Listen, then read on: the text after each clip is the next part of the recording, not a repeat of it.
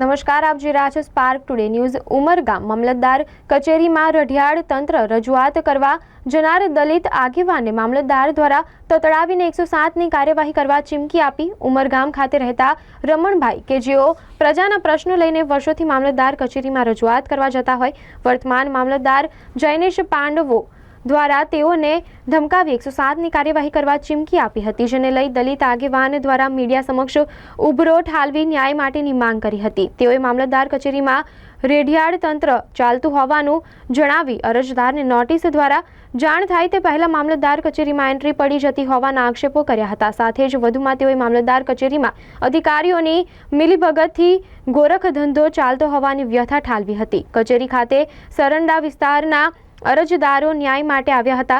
તેઓની જમીન અને કેટલાક વ્યક્તિઓએ ખોટી રીતે પચાવી પાડી હોય, જે અંગે ન્યાય માટે મામલતદાર કચેરીએ આવ્યા હતા, પરંતુ છેલ્લા 2 દિવસથી શાળા પ્રવેશોત્સવ અને આજે બપોરે 12 વાગ્યા સુધી કચેરીમાં મામલતદાર ઉપસ્થિત ન હોય અરજદારોએ કલાકો સુધી રાહ જોવી પડી હતી, જે દર્શાવે છે કે ઉમરગામ મામલતદાર કચેરીનો વહીવટ ગયો છે।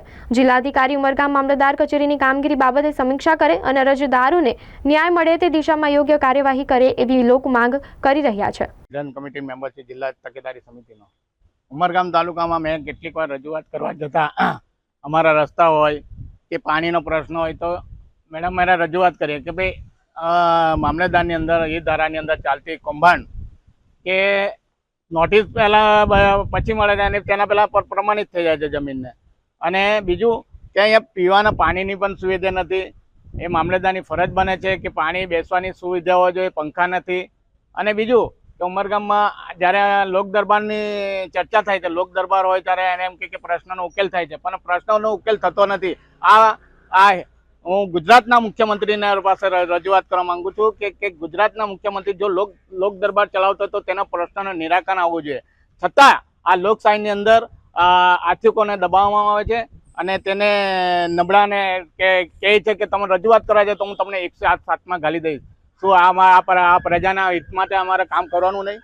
પ્રજાના અમે દલિતો કાર્યકર્તા છે, દલિતોની વ્યક્તિ કે આદિવાસીની હોય, કોઈ જમીન લઈ કૌભાંડમાં જ પકડાતા હોય તો જમીન પણ એ લોકોને બીજાની વારસાઈ થઈ જાય છે, અને વારસાઈ થઈ જાય તો બચારાને અપીલમાં જવા કે છે તો અપીલમાં જાય કેવી રીતે? બચારા ગરીબ માણસ પૈસા લાવે ક્યાંથી?